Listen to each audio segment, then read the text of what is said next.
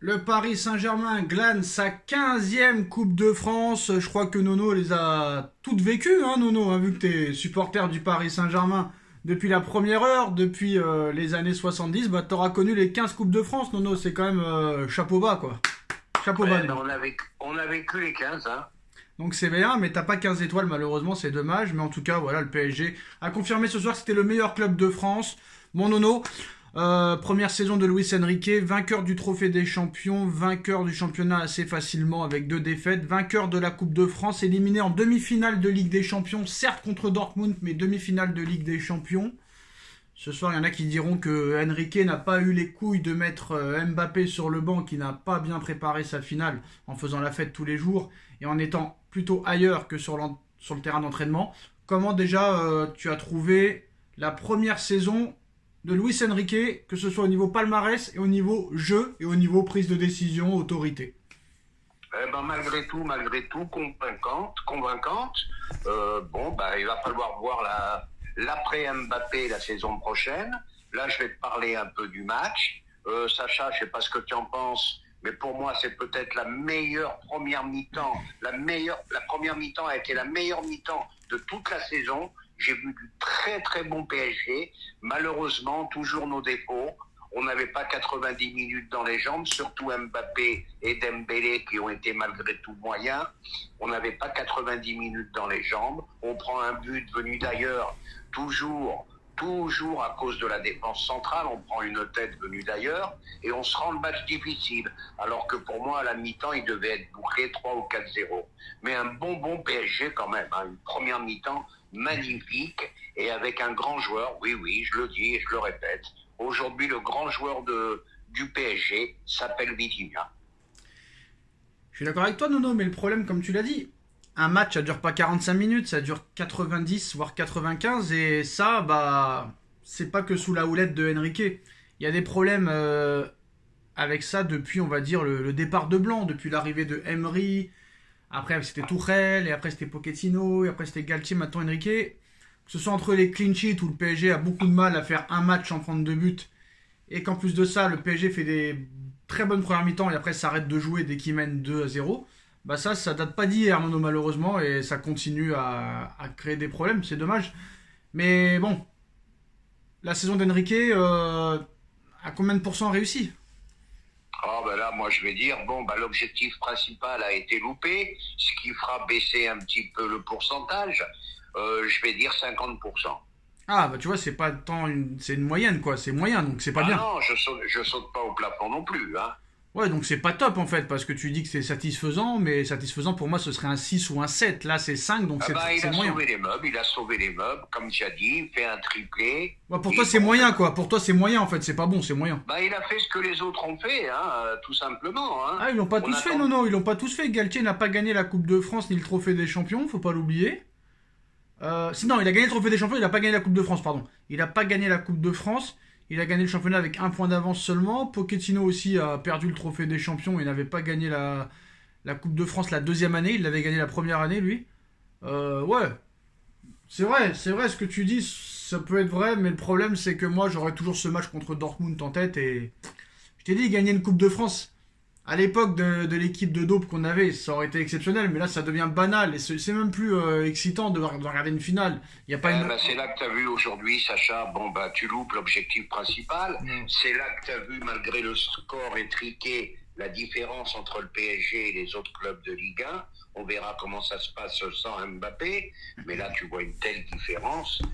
Comme je te dis, ce match, tu vois le résultat, tu dis 2-1. Bon, Lyon, il a peut-être. Mais Lyon, rien du tout. Lyon, si le PSG pouvait mener 3-4-5-0 à la mi-temps. Voilà, point final. Non, le Et problème. comme je le dis, et après je te laisse parler, comme je le dis et je le répète, je le dis souvent, le problème du PSG, c'est ce manque de concurrence, C'est ça. ce manque de matchs difficiles, ce manque de matchs au couteau. C'est ça. Voilà. Et ça, malheureusement, c'est pas prêt de s'arranger. C'est ça le gros problème.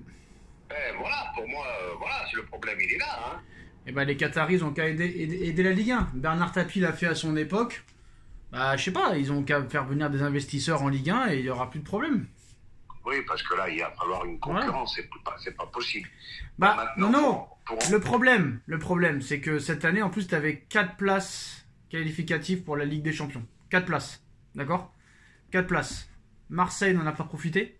Lyon n'en a pas profité. Bordeaux est en Ligue 2. Saint-Etienne est en Ligue 2.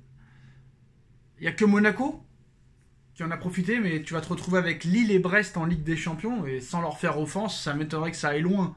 Donc, en plus, changement d'entraîneur du côté de Lille. C'est peut-être ça le problème, et ça a peut-être toujours été le problème du Paris Saint-Germain, c'est la Ligue 1. Et la Ligue 1 et la discipline, parce que là, tu as vu aujourd'hui, malgré tout, je veux pas non plus les fracasser, hein, mais là, tu vois que Dembélé et Mbappé n'avaient pas 90 minutes dans les Ouais, jambes. mais Dembélé, il marque au moins. L'autre, il a rien fait. Il a marqué, mais tu vois qu'ils n'ont pas 90 minutes dans les jambes.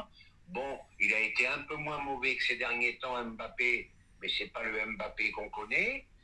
Voilà. Et tous ces problèmes-là, il va falloir les éliminer. Fini le Club Med. Il y a un moment, il faudra que ça s'arrête. Fini le Club Med. Je pense pas que ça va s'arrêter de sitôt. Eh ben, on verra bien. Moi, je pense pas que ça va s'arrêter de sitôt. En tout cas, voilà, moi je pense que Par contre, j'aimerais dire un petit mot quand même, parce qu'on l'a fracassé toute l'année, du très grand Fabien Ruiz ce soir. Hein. Très très grand Fabien Ruiz. Je le mets MVP avec Vitinha. Hein. Ouais, en première mi-temps, après il a baissé aussi, hein, en deuxième. Hein. Franchement, oui, en deuxième, il a baissé. Ils ont tous baissé à part Vitinha.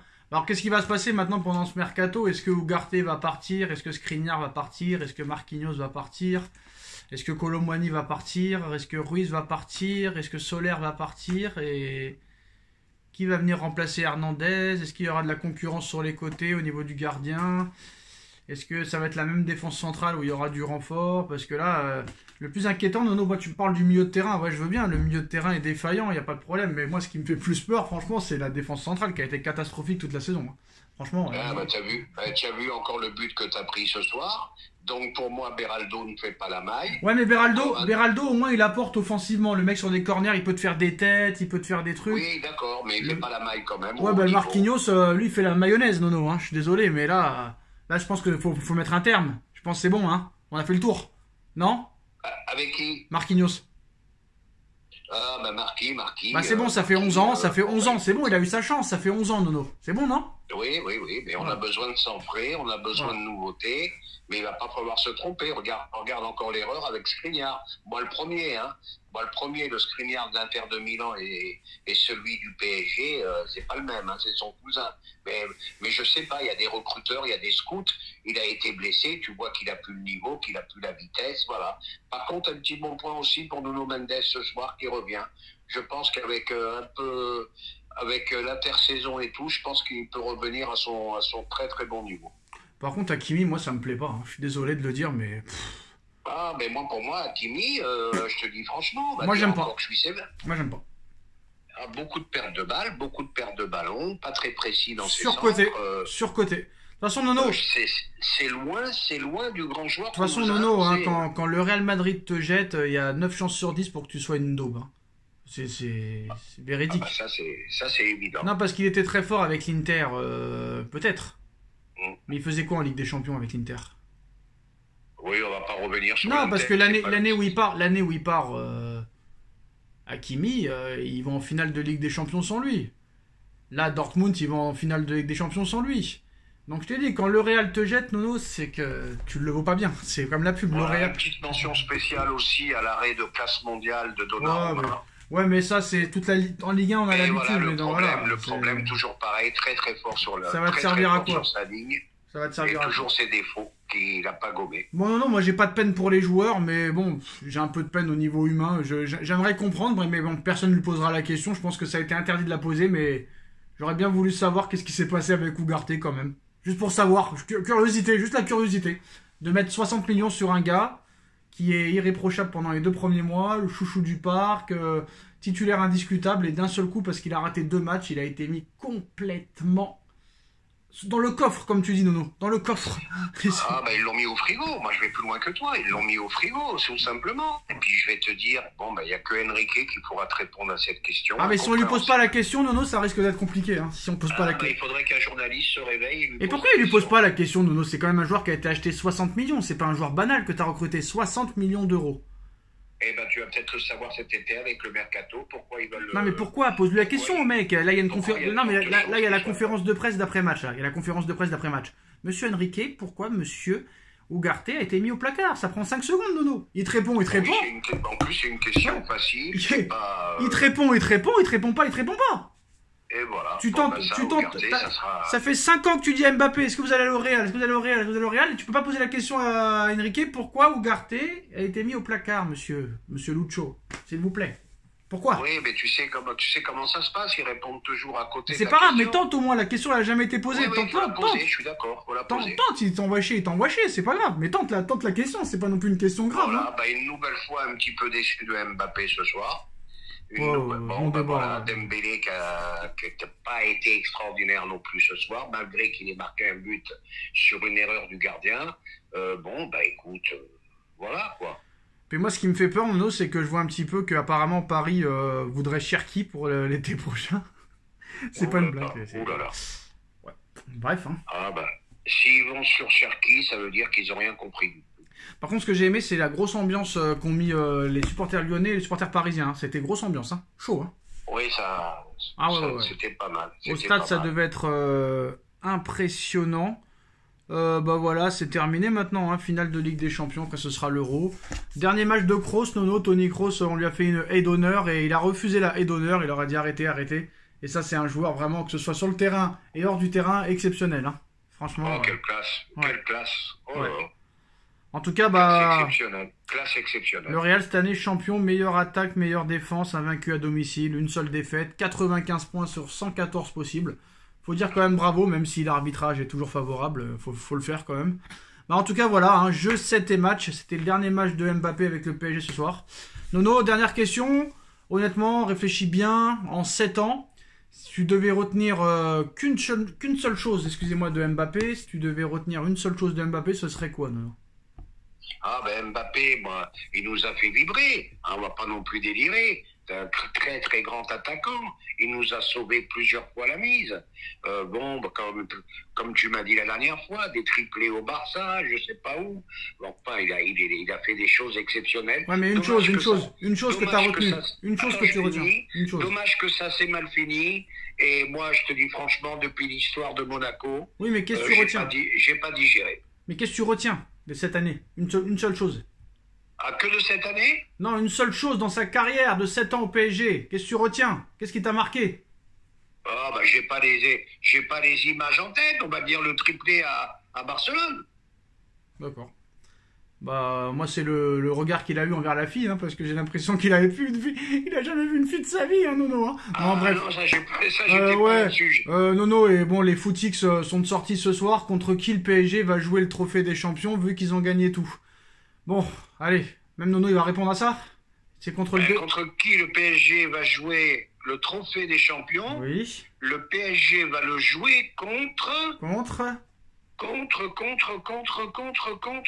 le deuxième, normalement, du championnat. Merci Nono. Oh là là, ça fait plaisir. Voilà, contre l'AS Monaco.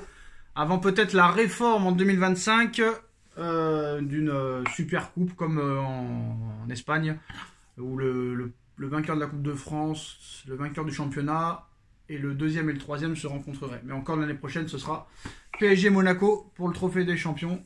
Si bien sûr Paris sera diffusé, parce qu'il n'y a toujours pas de droit TV, alors que le championnat reprend dans 2 mois, Nono. Ah bah ça c'est un autre problème. Voilà, allez, tchuss. Allez, tchuss. Rendez-vous en 8e l'année prochaine. Ciao.